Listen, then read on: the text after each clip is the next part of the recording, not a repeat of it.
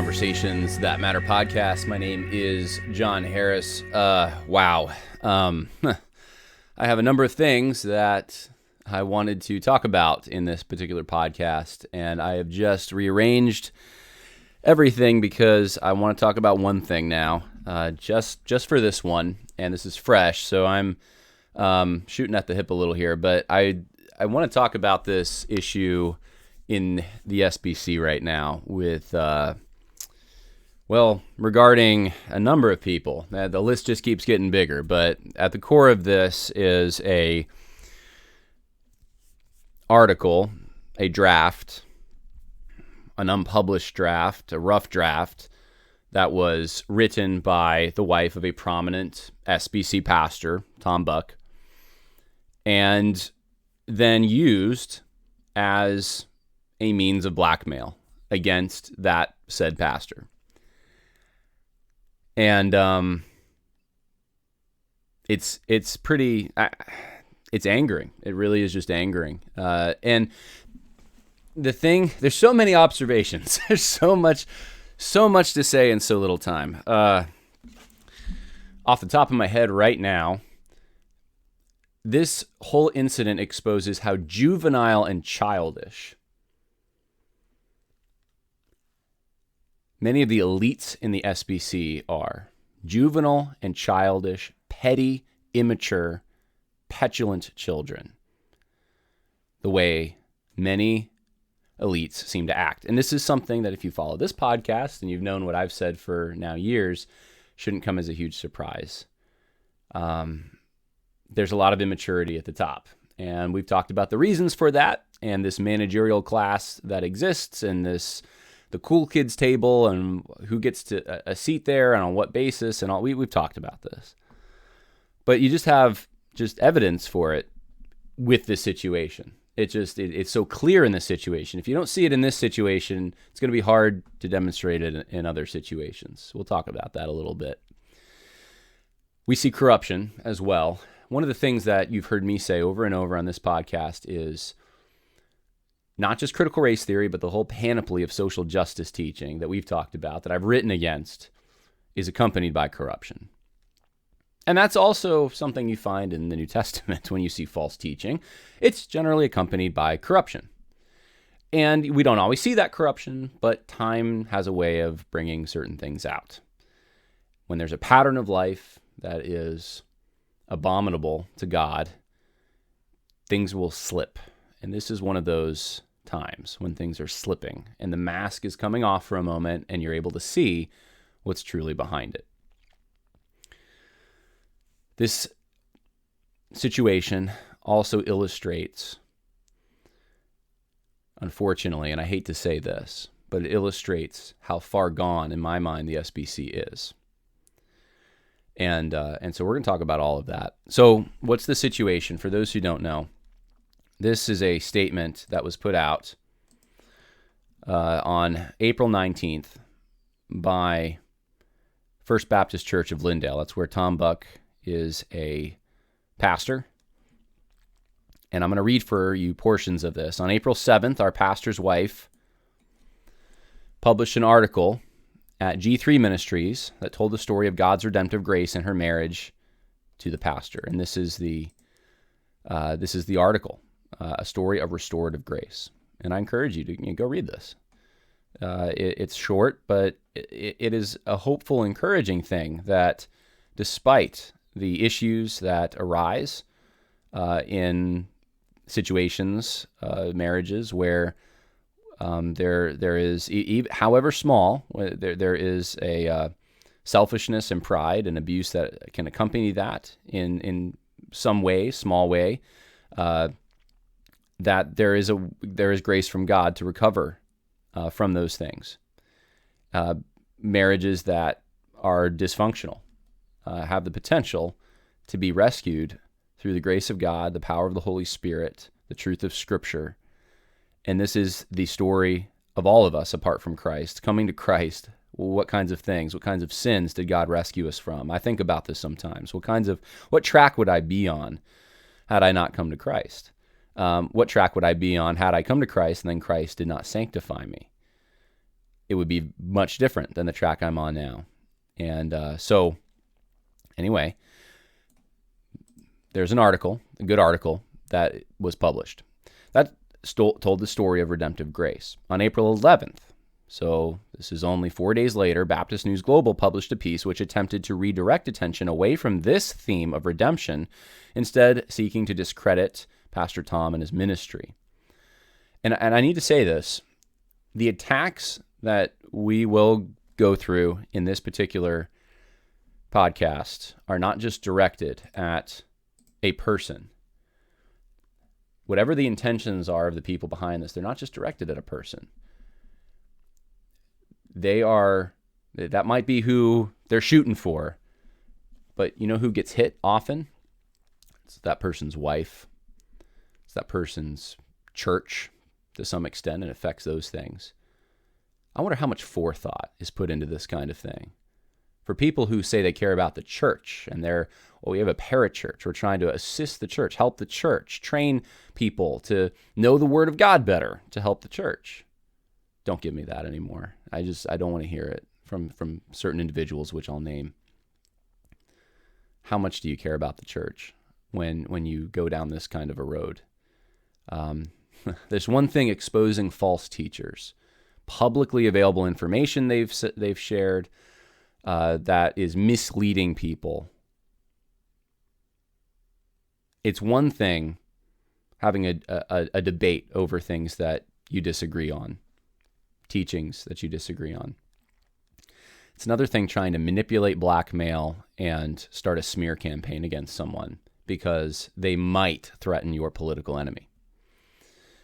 I might be a little sensitive to this myself, and I will just admit that because my dad's a pastor, and I've seen this over and over and over when there have been people who, and this is inevitable in ministry, but when there's people who don't like what my dad has done and want to shoot at him, who often catches the bullet. It's not him, it's my mom. So I feel very bad for Jennifer Buck in all of this, and her name is mentioned here. So I almost had an aversion to saying it, but her name is mentioned on First Baptist Church Lindale, and she is to be prayed for and commended for being brave enough to even publish an article that seeks to glorify God by showing what can happen in a marriage when God takes someone who is in sin and then redeems that person or brings about a repentance in that person's heart. Anyway, let's keep going with this.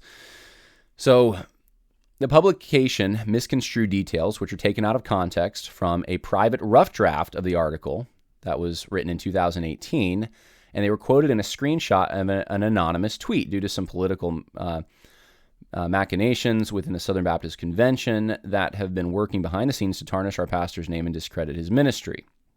We as elders feel it necessary to provide the following details, and then they go through the sequence here. Our pastor and wife have never been afraid of telling their story. They do have a story. It includes a damaged marriage. And in 2018, this draft was given to Karen Swallow Pryor, who's a professor at Southeastern Baptist Theological Seminary, where I graduated.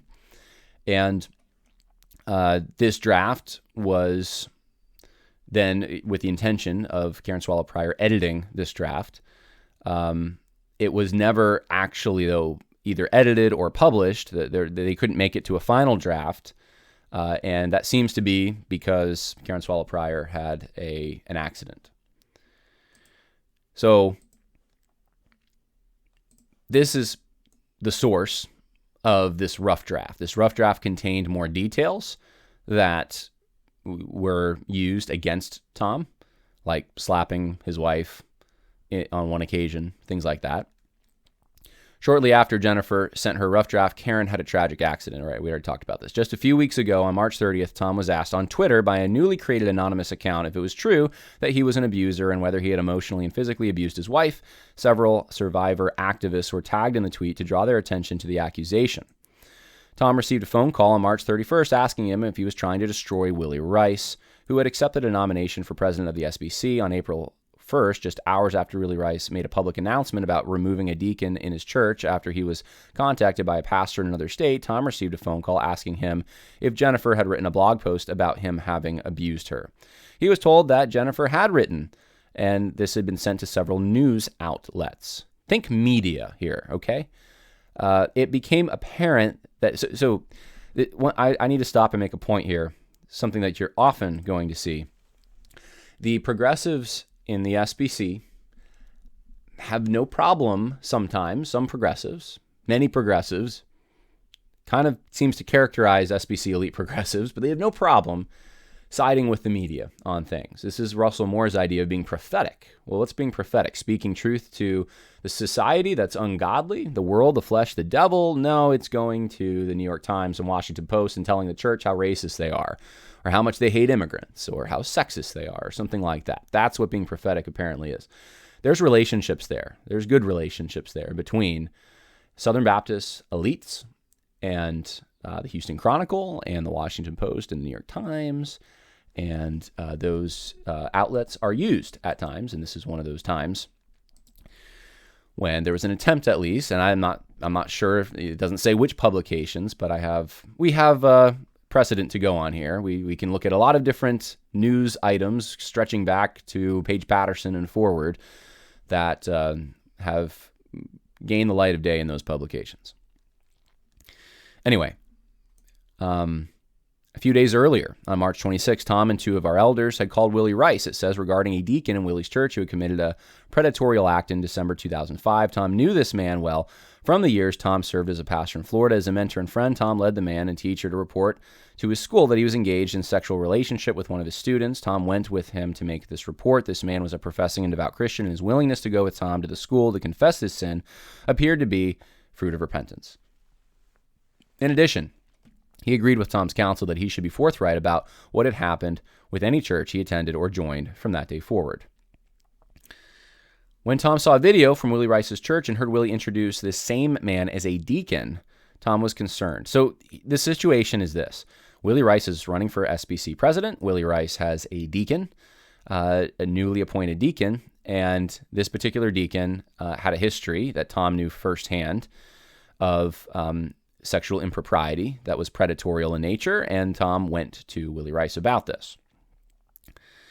Since the SBC Credentials Committee and a 2021 SBC resolution resolved not to allow individuals with a history of sexual abuse to serve in church leadership, Tom sought counsel from Rachel Denhollander about how to handle this in a way that was not political but principled. Now, some have asked me, why in the world is Tom going to Rachel Denhollander and Karen Swallow Pryor? I did talk to Tom earlier today about this, and I want to leave that for the end, but I just want to acknowledge, I know there's people wondering some of this right now, and I'll address that. But that's where he did go, okay?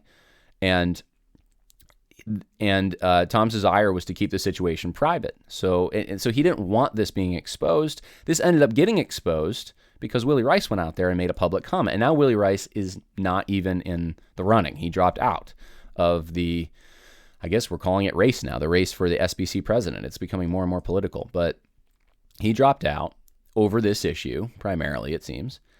And so let's just, I don't want to get into all the Willie Rice stuff right now because it's not as important here. But there is an email here saying that Tom did a stand-up thing.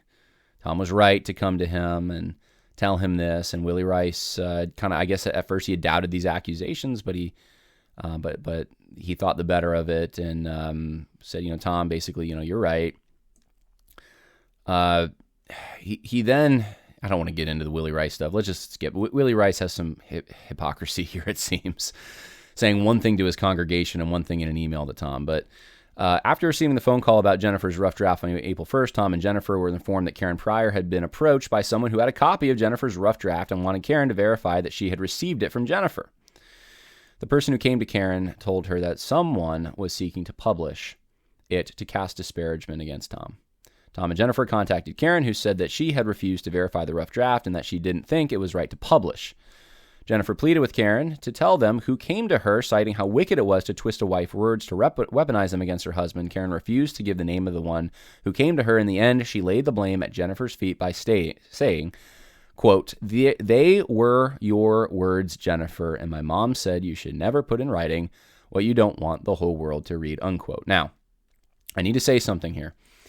We have, this is a messy situation, and I'm honestly, I'm uncomfortable to some extent.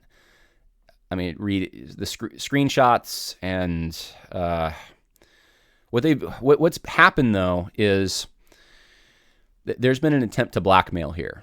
There's been to neutralize Tom, because Tom is a threat to Willie Rice, because Tom knows something that would, at the time, would have hampered Willie Rice's campaign. It ended up hampered because Willie Rice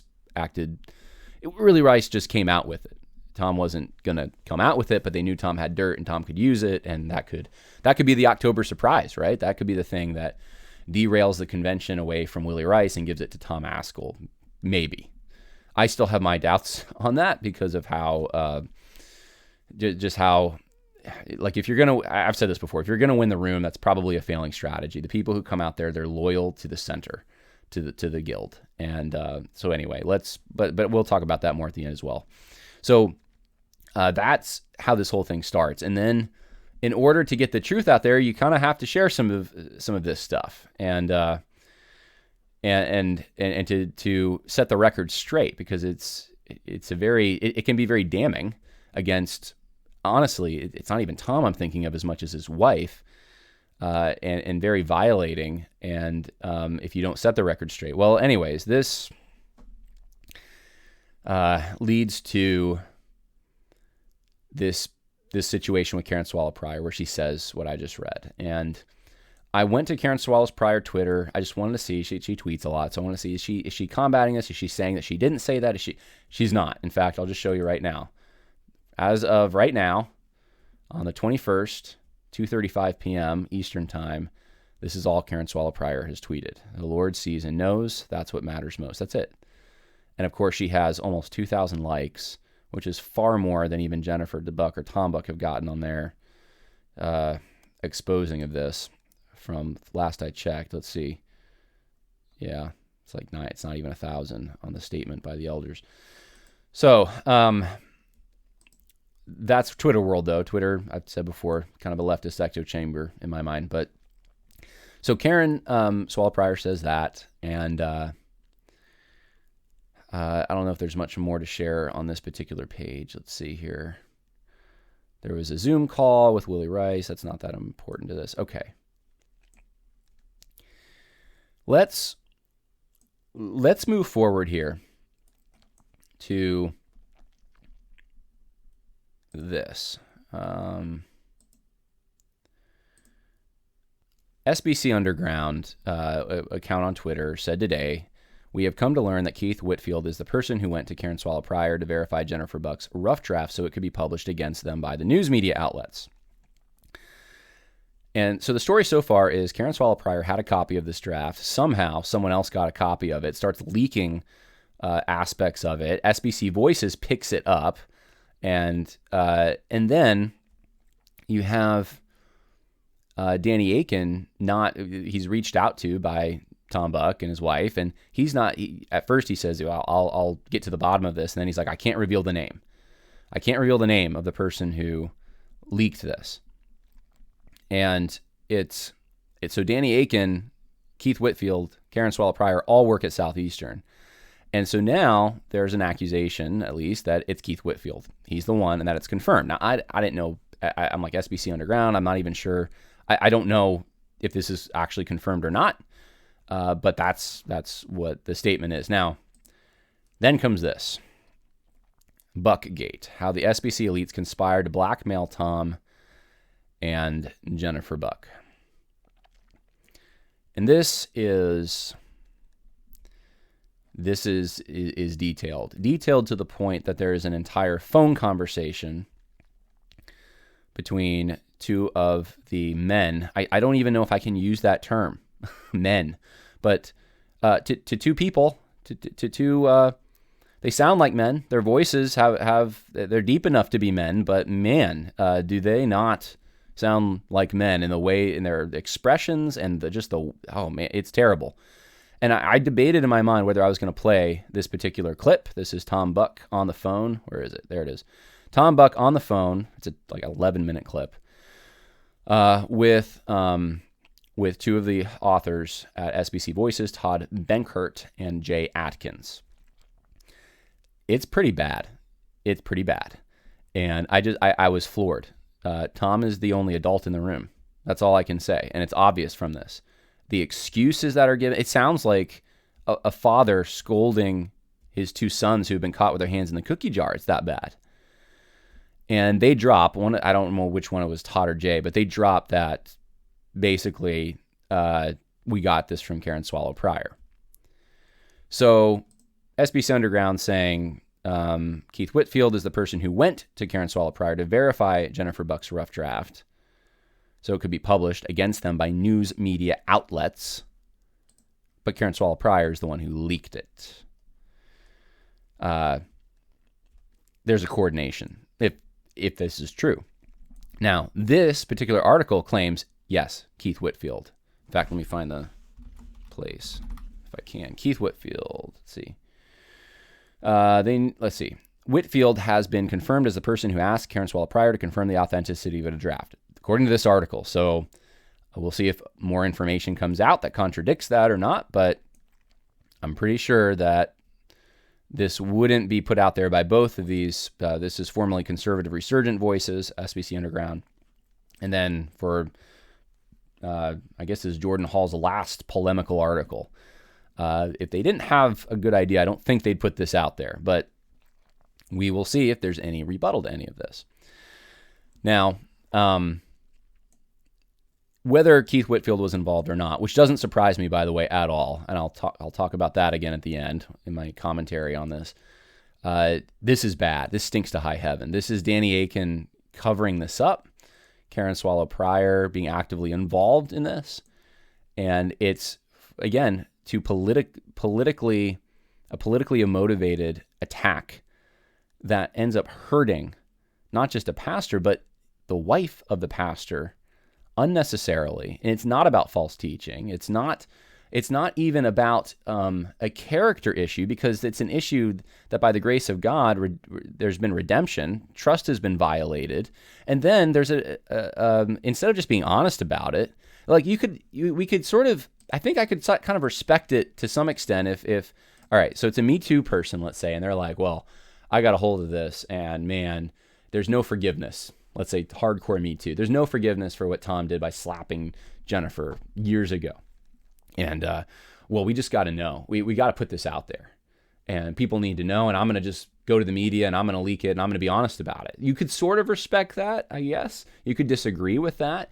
You could say you violated trust here, but if someone had that conviction that, like, this is beyond that, this is so bad and horrible that we need to put it out there, I would understand that. And there's been situations I've even been in where I've been like, I think this piece of information needs to get out there, and this is necessary and vital. And but then what you do is you try to let the person know, kind of like, hey, this is what I'm thinking of doing.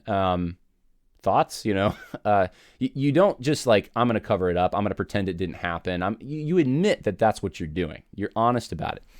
This is like when you turn the light on and there's roaches in the room, they all scatter. People are just running in all directions. They don't want, I mean, and it's crazy the immature way in which these two guys, Jay Adkins and was it Todd Benkert, the way that they are just, we're on your side, Tom, we're on your side. So I'm not going to play the audio. I just didn't feel comfortable doing that. It's a phone call that if you want to listen to it, you can go to protestia.com and it's right there. But very telling. And so this is how the SBC works to some extent, some quarters of the SBC. And this isn't any kind of a shock, not even close to a shock to me. This is the kind of thing that I've become accustomed to in some ways. And there's many situations I haven't even been able to talk about because it's all, the people involved don't want it mentioned. But let me just tell you, this is not like an abnormal thing to have arm twisting, blackmailing, threats, to smear someone with really it's about, in this particular case, it's about engaging in a lie. Trying to characterize someone a certain way based off this sliver of truth from years ago that is not even, doesn't describe who they are now, and is is confidential information that was shared in trust with the intention of putting it out there, only in a form though that was going to be helpful to people. This is trying to put it out there in a form that would damage Tom Buck. And by damaging Tom Buck, hopefully derail his, or threaten him, or prevent him from derailing Willie Rice's campaign, which has already been derailed. So anonymous Twitter accounts, are the places that and apparently it doesn't matter who it was, but they're anonymous Twitter accounts leaking some of this stuff, and that's the situation, broadly speaking, that's going on right now. And I just find the whole thing disgusting. I feel like I need to take a shower after this. Now, I do want to say this. I don't, it's not like I talked to Tom Buck that much. In fact, I think the last time I had a phone call with Tom Buck was, I can't even remember. Might have been 2 years ago. I mean, it's not, I think maybe a year ago, I might have messaged something. I messaged with him a little, but it's not, I don't talk to Tom Buck that much. Just so people are aware. It's not like I'm, just Tom Buck's a close friend and I got to stick up for Tom Buck. And it's nothing like that. I have some respect for Tom Buck for some of the things that he's done, and for the some of the sacrifices I think he's made by entering the fray on some of these issues. But I did talk to him today, and the reason I did was I just wanted to confirm something. I just wanted to make sure that I was going to be on at least the right track on a few things I wanted to say. And one of them was this, because a few of you have asked, what's up with Tom Buck going to Karen Swallow Prior to edit a draft, and Rachel Denhollander with how to deal with this? Why would you get advice from Rachel Denhollander? And the thing I'll just tell you in brief, this is my generalization of what Tom shared with me, is he's trusting. Tom's a trusting guy. And I don't think he views Karen Swallow Prior the way that he did. In fact, I know he doesn't. When that initial draft was shared with her, just for grammatical correction. For those who don't know, Karen Swallow Prior, English professor, so she'd be good with correcting grammar.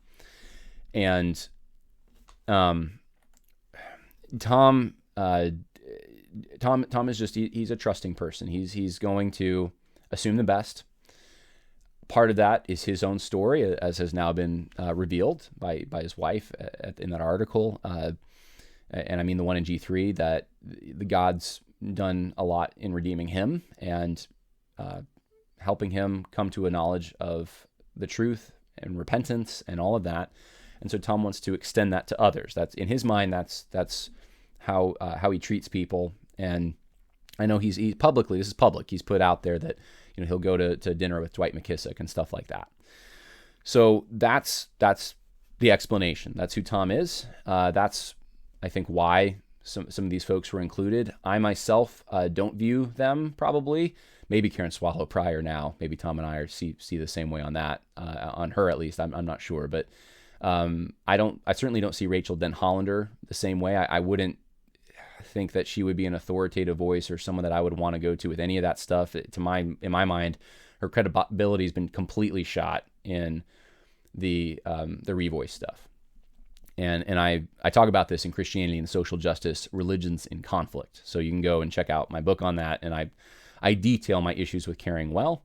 I think it's anti-biblical. It's totally against innocent till proven guilty. It rips out of context. Love believes all things. You should just believe accusations. It's standpoint theory. We're not going to go to the people who know the Bible well. We're going to go to the victims are the ones that seem to have the thing to do. They're the ones that we should go to for advice. I think Rachel Denhollander is a threat, and because of her mission in the SBC, because of the Caring Well initiative, but just because of if you go on, do like Twitter advanced search, Rachel Denhollander, believe women, and you're going to find, how often does she believe people who make, without any evidence, she just believes the victim. That's a problem. So that's kind of where I am with Rachel Den Hollander. I think she's an activist and not one for biblical ethics at all. But it's Tom Buck is a trusting person, and he sees her motives, in his mind at least, as being pure and good to some extent, that she's trying to help the situation. And so that's up to him where he wanted to go with this particular information. So that's that for those who have brought this up and asked questions about it. And I'm sure you can go and ask Tom if you want. But the only reason I talked to him is because I did want to know how to represent him well with that particular concern that some had. The bigger concern, the major concern, the important concern, more than anything else right now, is though what SBC elites are doing. Danny Aiken, sounds like Keith Whitfield, and Karen Swallow Pryor specifically, but also really Rice is involved to some extent in this. In fact, that Pulpit and Pen, not Pulpit and Pen, it's Protestia.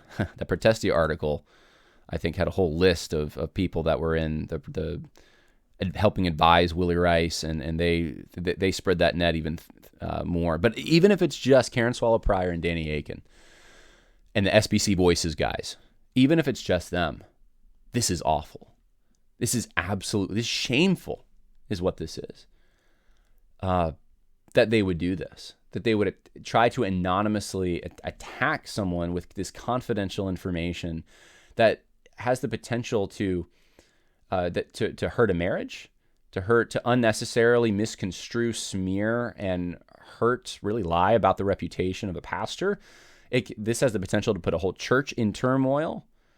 And none of this is about false teaching. None of this is about character issues that have not been rectified, that Tom and Jennifer haven't been honest about. It's just an attempt to smear. And this is the kind of thing we expect from politics, secular politics, not the SBC. But this is what happens at the SBC. And the thing that wouldn't surprise me about this with Keith Whitfield and stuff is I remember that. When I was at Southeastern, Keith was the guy. Keith was if I don't shape up, I got to meet with Keith Whitfield. And it's supposed to be this intimidation thing. I've been through this. I've turned corners and had professors huddled up and talking, and they all stop and they look at me because they were probably talking about me and, just watch me. I've had professors know exactly, know issues that I shared in private, in confidence with other professors. And then their signs, and then another professor shows that they seem to know about it. They seem to know about the issue. They seem to. I've seen this kind of thing before. I've had the threats against me. I know of other students at Southeastern who've had the same thing. Keith Whitfield generally winds up in these for some reason. Generally as the guy who has to try to clean up the mess, so to speak. There's political hackery going on at the highest levels of your convention if you're a Southern Baptist. And the question is, can you stop any of this? Can you stop? Well, I think the conservatives in the convention, more conservative ones, leaning conservative, would say, come to Anaheim. And if you're going to stay in and fight, you better do that. I've been an advocate for a long time of have your exit strategy, have the time when you say we're done. Enough is enough. We're done. You need that. If it's Anaheim, fight. If you don't get anywhere, then you might want to just leave. It might not be worth the hassle. It may not be worth funding these entities. You could try to do what is it like? You can go down to $12 a year or something like that and still have your vote. I mean, that'd be good if you can do that. But in general, not an organization you want to expend a lot of effort to try to revive if you can't get there. Now, the question is, can you get there? And I've said this a number of times already, but the answer is, can you get, connected to this is, can you get people to show up? Can you get your base to show up? Can you give them a reason to show up? If you want to win the room, I think the strategy is not going to work. If that's your mindset, it's we can win the room. We can pit, the woke people against each other somehow. We can, we can. It's going to come down to two candidates. You're going to have one that's more conservative. You're going to have one that's more progressive, most likely. Or you're going to have two progressives. Most likely it's going to be one conservative, one progressive, more leaning person. And you're going to have to figure out how to defeat that. It's not a three-way or four-way race. There's going to be a runoff, no matter how many people join and enter the fray. So you're going to have to bring a crowd big enough to overwhelm the rest of the convention. And these are the people that are paid to be there, that are loyal to the guild, who have paid jobs in NAM or IMB or wherever, and they're playing follow the leader. And the leaders are just like party bosses.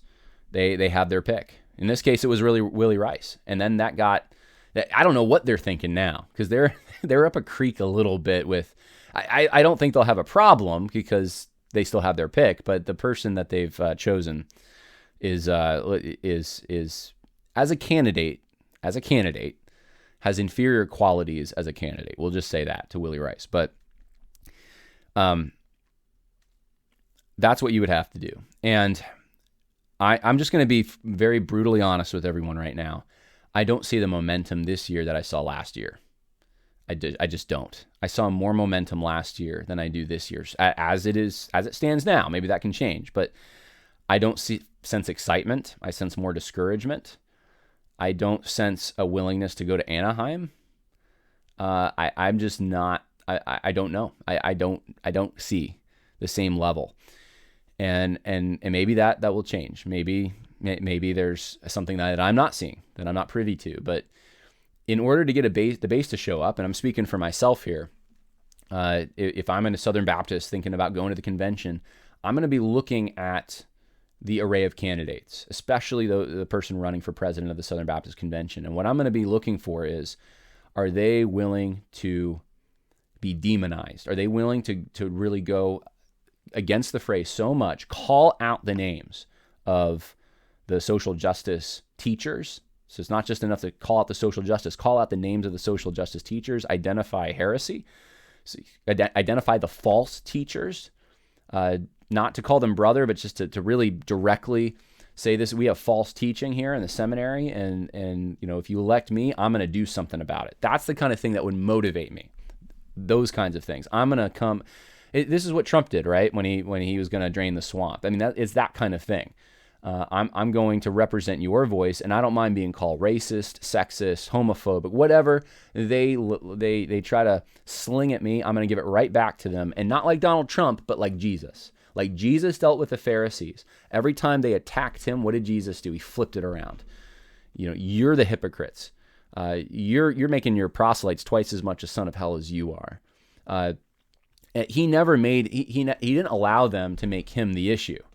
He would turn it right back on them. And who do your prophets cast out demons by? He pointed out the hypocrisy every single time. That's what I'm going to be looking for if I'm a Southern Baptist pew sitter out there, wondering if my denomination is recoverable. That's what's going to motivate me to spend the kind of money it takes to get to California and to stay in a hotel, and not for vacation, but to go undergo a headache for however many days in order to try to get someone in there who's going to start the process. It's going to be a long process, but at least start the process of cleaning things up. So that's what I'm going to be looking for. Whether that's happened or not, I'm going to let you all out there answer that for yourself. But this is certainly a situation that I think can serve as a rallying cry in some ways, just because it shows the kind of corruption that actually exists out there. These are people. Look, think about it. These are people. Danny Aiken, president of a seminary for training pastors, people that are supposed to be assisting the church, to love the church. Well, how will they know you are my disciples? By your love for one another. And they engage in these tactics. How can that be? How can that be? How does that demonstrate love? Was he, you're just really so concerned about Tom Buck that he's such a big threat that we need to warn people about him. Okay, I can respect that, but that's not what they're doing. That's not even what they're doing. It's just, how do we anonymously smear him and then cover up for the people who did it? Let's cover up some lies. Let's cover up some blackmail. let's threaten some people who might threaten the guy that we want in there. It's no longer about ministry at this point. Southeastern, the administration at Southeastern, are they about ministry anymore? It's a good question to ask. Well, I wanted to talk about this, and please, look, in all this, just remember, there's people behind this. Remember, I think, like I said, maybe because of my background and my parents, but please pray for Mrs. Buck. When you're a pastor's wife, I just want to say this, when you're a pastor's wife, or even the children of a pastor sometime, but when you're the wife of a pastor especially, that's not a role. That's not like a biblical role in Scripture. Pastors must have these qualifications, and then the wife of the pastor, this is her role and her responsibility and her qualifications. Her job is to support the pastor. Her job is to support her husband. She's her husband's helpmate. And it's tragic to me when wives get dragged into political food fights like this by, frankly, people that shouldn't be worth even our time. The way they operate, my goodness, how immature, how worthless to operate this way. And yet they can be dragged into things and attacked and unnecessarily targeted, and when the beef is really with the husband. And I would just ask you pray for that situation. I can't imagine that being an easy thing. And the Lord gives grace, and there's many of us, many people out here who see right through this. We know that this is wrong. We know that for those who yell the loudest about victims, Karen Swallow Pryor is part of that. I even noticed there was others, and I'm not even that familiar with some of these people. I just know like some people run in the same pack, like I think Christine Pack, I can't pull it up right now.